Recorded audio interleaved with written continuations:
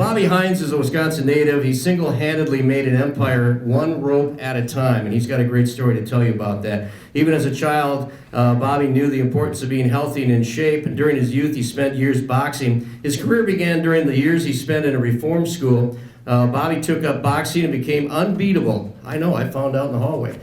Including his 32-win streak while boxing for the University of Wisconsin-Madison. After college, he went pro for 8 fights until he turned to selling insurance. Is that what every insurance does? They just go from boxing into insurance? I just wonder. As an insurance salesman, he began to build his empire. At home, he would engineer his own handmade jump ropes and would give them to his clients. After years of selling insurance, he decided to pursue his passion for fitness. Bobby wanted to improve the standard jump rope and make them more efficient. However, he didn't have all the money in the world to advertise his ropes, so he used his past experience of selling and his personality to make his product known. He would demonstrate and challenge customers to jump rope contests, and eventually his hard work paid off when he landed a slot on The Tonight Show with Johnny Carson back in 1975. After this single appearance, his business really took off. As his jump rope continued to improve in technology, customers continued to buy them. Soon, Bobby ventured into other functional fitness products. This is now a standard with his line of products. Today, the LifelineUSA brand is a multi-million-dollar empire with equipment to get any body type into shape. We're excited to have you here, and ladies and gentlemen, it's my pleasure to introduce Bobby Hinds.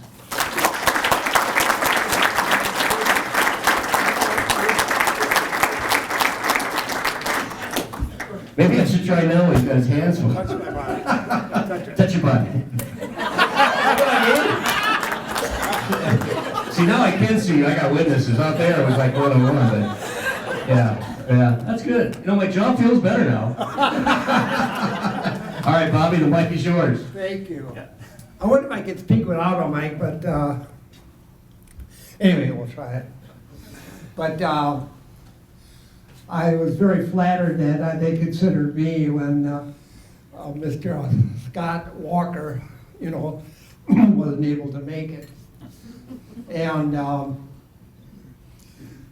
when I think of Scott Walker, of course, I think of politicians.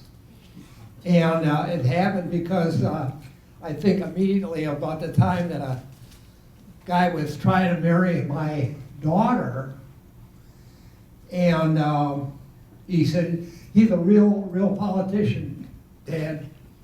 And so I wanted to meet a real politician, and said, by the way, basic things like, where do you work? Well, he said, here and there. And I said, well, when do you work? Well, he said, now and then. He said, what do you do? He said, this and that. He said, well, how much you make? He said, more or less. I said, what's your name? He said, I'm thinking. And it turned out to be Scott Walker. I got to play both sides of the aisle here, But I always think also the guy who said, hey, listen, he said, by the way, I want to let you know I'm running for a local dog catcher here, and I want you to vote for me. He said, well, I'll think about it. You'll what? You'll think about it. I'm running for dog catcher. He said, well, I will. I'll think about it. What the hell are you talking about? I got you and your father and your wife, who's incompetent, got him a job during the Depression when no one else was working. How about that? Well, yeah, I remember that, yeah. And your kid, I got him in a private school at no cost. How about that? Well, yeah. And then your sister, that ugly, that I got her into a beauty contest, for Christ's sake. Oh, yeah. I remember that, but what the hell have you done for me lately? He said. Anyway, how do you like my coat? This is 65 years young, and I've got I got Liam Neeson on here, and Steven Spielberg, and the whole group that was made the movie Schindler's List. And it happened that Steven Spielberg's personal trainer fell in love with a portable gym that I invented.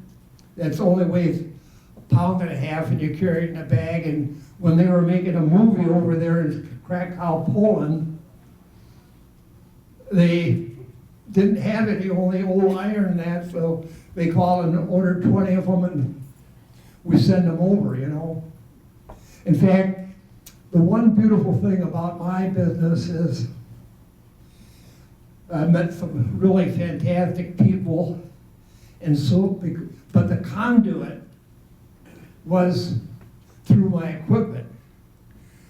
So like I say, got the little niece and O'Neill with Modern Family and all of those people because they fell in love, and John Schneider, the singer, and so on and so forth. But it was when you meet a person, when you have a connection like that, it's much more meaningful. I feel I've been the luckiest guy in the whole world, and getting in everything in my life that was seemingly negative has always turned out positive. For instance, I was on an airplane flying back home from Washington, D.C., and I got up in the airplane and I was demonstrating my equipment and ended up selling quite a few pieces. And it happened that this guy was with the Toastmasters. He was on the committee for the Toastmasters conference, and I ended up being the main speaker there.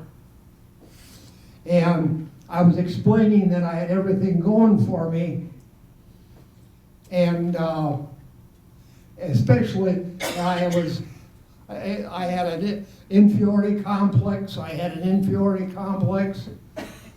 I was poor. You know, when you're being poor, you have better dreams sometimes because you don't have what a lot of others have. And I mentioned the fact that I had this speech impediment, which you can pick up on occasion from me. And the guy said, you know, I can understand how being poor, by having an inferiority complex, but how can a speech impediment be an asset? And I said, you know what? I think it is because people feel less threatened by people who are imperfect. So all my life, the fact that I was in reform school when I was 9 years old, you know, I went back to the work as a youth counselor, unbeknown to anybody that had ever been an inmate there. And so all those things that were seemingly bad turned out to be great for me. When I started to do, and these people up here were giving me some ideas and interesting, some of the comments they made about how they were producing and doing PR for their company, the Cranberries, so on and so forth. But the secret of my success is how you can multiply yourself. And I end up I got on Johnny Carson, got on Merv Griffin, Mike Douglas, Walter Cronkite, Evening News, on the road with Charles Corral, and I got in the back of, on the Wheaties, 10 million boxes of Wheaties. Not just like that, but being pernicious, having what I call socially acceptable insanity. And I feel pretty comfortable with you guys around here. But so, like for instance, I was teaching, and by the way, Pat Richter, the athletic director, he's got his signature with Alvarez on here and everything like that. And I was teaching at East High School back then, and I was fighting on the side. At that time, I only made $2,800 a year as a teacher, tremendous. And I was a hockey coach there, the only one that couldn't skate. And what happened was, I got a chance to fight on the undercard with Sugar Ray Robinson. In my mind, one of the greatest fighters that ever lived. On the undercard, I didn't fight him, I fought on the undercard. But I fought the 9th ranked heavyweight in the world, Gene White. And when I took the fight, $1,500, which doesn't seem like a lot of money now. But back in the 50s, that was a lot of money. That was 6 months of teaching. What happened was I fell during Easter vacation, but then Sugar Ray Robinson got an infected heel. They postponed the fight till May 1st, which was a school night, so it was Path Blue Ribbon Wednesday night fights. So I called in sick. And not knowing that Ray Robinson would knocked out Gene Fulburn, and I would go on nationally. And you know, I had some fantastic experiences that night. After the fight, I was in the same dressing room with Ray Robinson, and I took a shower. And I was stepping out of the shower, I see Joe Louis. And I grab a program and a pen, and I asked him to sign an autograph. And at that time, I was completely nude. I just coming out of the shower, and I'm not trying to brag, but you don't know what I was going to say. But anyways, it happened that 2 women were with Joe Louis. So I grabbed the program and put it over my front, and I covered most of it. It was only this long. You know? And it was the reason I say that, I always remember that, because no one has ever seen Joe Louis laugh. I mean, he fell down laughing. So, anyways, I went back to school and they fired me. And then I got in the insurance business. Didn't know what the hell I was doing. But I started like 6 in the morning till 12 at night, perpetuating what I didn't know, and if overcame the competition, I guess, and I wrote $1 million worth in 6 months, which at that time was somewhat a record. And then I got my life story read on the floor of the Senate of the United States by Bill Proxmire, because of the fact that here's someone who had to fight on the side to make enough money to feed his family and all that. But going back to my own home in Kenosha, I was born in Kenosha, came to school with a guy named Alan Horsevici. I don't know how many, too young to remember him, but he was the first Heisman Trophy winner at the University of Wisconsin. He was a left half, I was a fullback. Mario Bonifigli was All-American, went to Miami. Paul Schweikel later held up the kicking after point record at the University of Wisconsin for a number of years. But I boxed at the University of Wisconsin. And John Walsh affectionately called me the most successful coward he ever coached. And I said, John, if I'm such a bad fighter, what the hell do you keep me on the team for? He said, we can't afford punching bags. And the one time in my life I wanted to try to be modest. A guy came up to me after the first fight I had, and I fought a big guy, Ben Saul, 265 pounds. I was a heavyweight at 176. Anyways, I got lucky. I knocked the guy out. The guy came up to me and said, oh, he said, you were fantastic. I said, yeah, I was just lucky. And my coach reached over, tapped me on the shoulder and said, Bob, don't be so modest, you weren't that good. You know? But you gotta think on your feet. I always think of the time where I was accused of kissing this guy's daughter. He said, hey, what the hell are you doing kissing my daughter? And I said, well, I wasn't kissing your daughter, I was just whispered in her mouth. You know? But, you know, but I started a company at Jump Rope. Many of you people may have heard of Jump for Heart. How many people have heard? Okay, I started that. And it now raises over $100 million a year.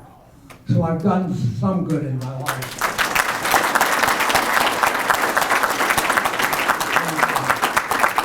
I mean, I say I started, but I had just a little tiny weak part of it, but there was the jump rope, and it went ahead anyway, so I try to get as much leverage as I possibly can on all of these things.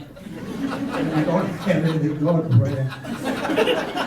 But I was brought up in a dysfunctional family. My father was a chronic alcoholic, and my mother had suffered from polio and was handicapped.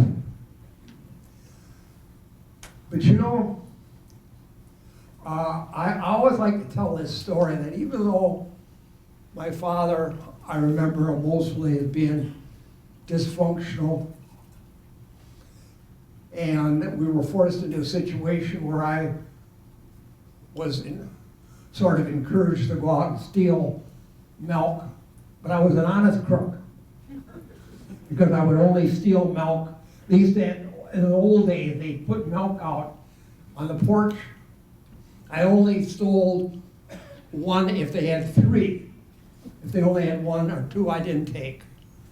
But and then I used to go into my courage to go into my dad's pockets and pull out the change, because if we didn't, we wouldn't have anything to eat. Most of the time we did. In fact, I lived from first grade to high school in 14 different homes. It's got to be somewhat of a world record. And then I went to 14 different schools. I got around a lot, you know what I mean? You're a traveler. I tell them that I'm a professional traveler. But the fact is, but you know what? Of all the things, if you think positively, I think when someone says about my dad, I was talking about my dad to a group, and a guy said, well, your father was a drunk. And that's true. But I tell this story about my dad that lingers with me and leaves me with I think, a positive impression. And that was, he was in jail again, and my mother gave me a $1 bill and a shaving kit. So I took it down to him and waited for him. She gave me $1. We were going to ride the bus home.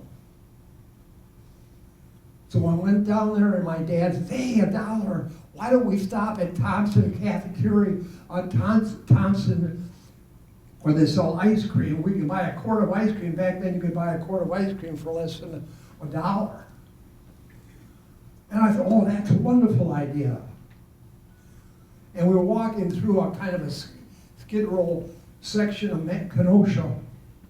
And I remember it starting to rain a little, or snow a little.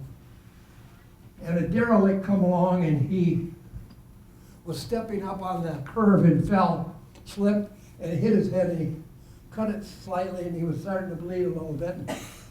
My dad ran over to him, and he looked up at my dad, and he said, hey, buddy, have you got a quarter for something to eat? So my dad took him over to the campus restaurant. And he went there to the waiter, and he said, look, I'm going to give you this $1. He said, I don't want you to give him any change, but I want him to use it all up. $1 could buy a lot then, you know. And he did. And we walked home. And we didn't stop at Thompson ice cream.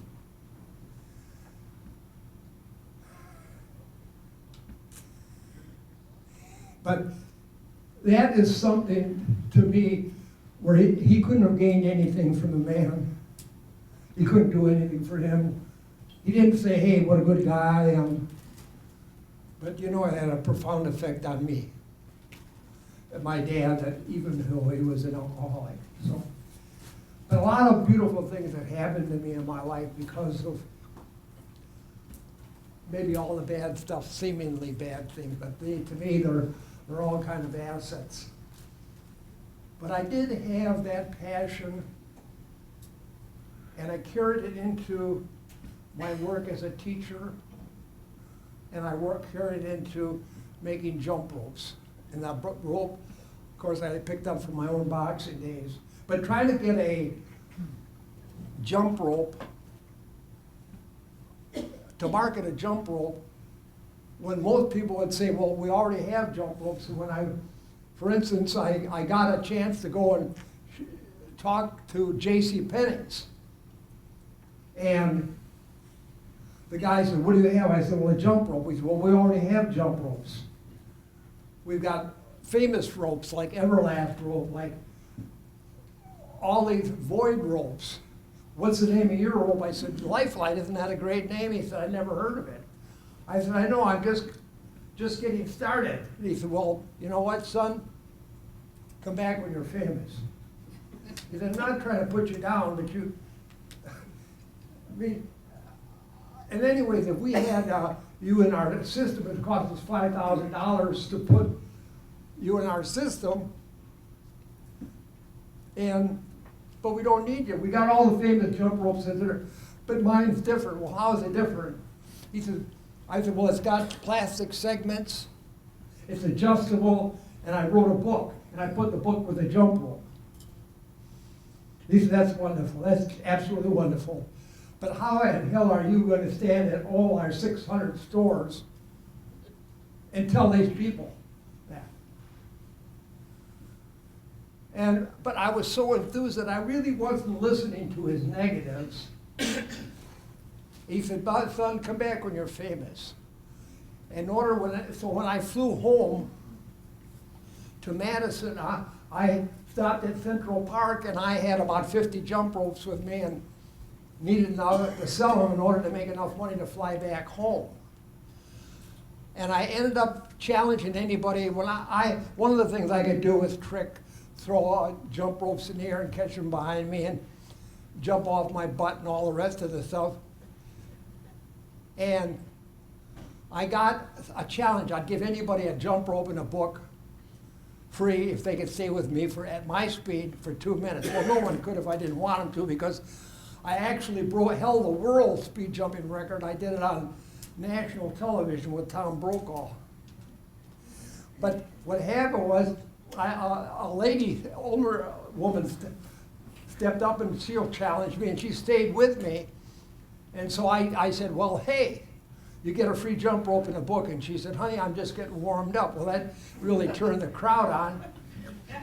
And I said, how would you like to be on TV? And she said, I'd love it. I walked to an outside payphone, called Todman and Associates, and talked my way on. I said, I got the greatest thing in the world. I'm the greatest jump rope artist in the world. And I got this 95-year-old grandmother who can bring a jump rope around anywhere. She was around 50. But you have to exaggerate a little bit, you know. Bang. And anyways, to make a long story short, they said, okay, we're going to put you on, and they put me on, and I got on the Tell the Truth show. Well, the interesting part about it is they took the picture and they put it in the can. That is, they don't show it right away. They go out and sell it out all over the United States, and it aired at different times at different spots. And when I got on asking, he said, well, why do you make this jump rope? And I said, it was like one big commercial. Well, it's adjustable, its weight is distributed evenly through the body of the rope rather than the handles. And he said, well, a jump rope book, why would anybody want a book? Everybody knows how to jump rope. Well, they don't know how to jump rope. Or then 10 minutes of jump rope equals 30 minutes of jogging for improving cardiovascular efficiency. And so that was a great point, but again, he said, why would you have a book? And again, I said, well, because, so it really separated us. And then we went off, and I said, I did a jump rope, and this girl and I, and he said to me, but where can you buy these ropes? Well, I wasn't in any places then. But so off the top of my head, it's J.C. Penney's. I asked the guy who told me. I said, J.C. Penney's. And then when I got through, I said, Jesus Christ, I shouldn't have said that. Wow. And so the first night, so this was in June. They don't start airing until September. And I had a kind of a funny story because I knew when it was going to be aired and at what time and what station. So I'm in Dayton, Ohio, and I go into a bar, and I said, would you mind turning on channel 12? Okay, and I'm in the same jumpsuit that I was wearing that night. And the guy drunk was beside me, he looked at me, he says, you look just like that guy there. And he called the bartender over. Hey, doesn't that guy look like this guy? The bartender was totally sober. He said, I don't see it. Well, fortunately, I had time because they weren't going to be showing that all over. But they showed it in Los Angeles, California. Well, Los Angeles, California. So a lot of the things that I'm telling you are just the opposite of things you should do. You don't want to put the cart before the horse. So it's where can you buy these? And it says J.C. Penney's. Well, we obviously weren't in J.C. Penney. So in Los Angeles, the airs in Los Angeles and Raleigh, North Carolina the first night. So New York's getting these calls. Another promotion by the J.C. Penney store, and they don't tell us about it. It's that jump rope, the jump rope with the beads in the book, and the guy with the beard. Say, wait a minute, that guy have a beard? Yeah, well, that son of a bitch, yeah, he was in here. You know? Now, I'm not recommending that you do it that way, but you do it any way you possibly can. And when I was saying a little earlier about being socially acceptably insane, I'm sincere about that because you got to go by the gut, and you have to believe with your whole heart and soul. Because like someone said, if you love what you're doing, you'll never work a day in your life. So I feel I've been the luckiest guy in the world, and my thing is turned around. Now I got other business. I've got another company. I got one that's really fantastic. I just started, I took a barn, turned it into a cathedral. It's called sugarland-.com. Voted the #1, Bride Magazine had it the #1 wedding venue in the United States. Again, that was just dumb luck. I had restored this mansion and farm that was half a mile from where my wife was born. Never would have thought on my own, but someone said, if you turn that into a wedding venue, it'd be fantastic. So I said, what is a wedding venue? And so it was like, it's like learning. For instance, when I was a little boy growing up, too poor, and I used to pray every night before I went to bed for a bicycle. And then I discovered that God doesn't work in that way, so what I did was I stole one and asked for forgiveness.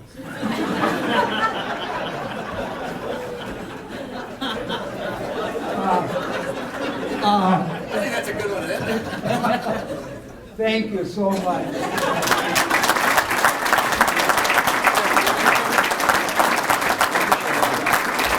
Ladies and gentlemen, Bobby Hinds, thank you very much.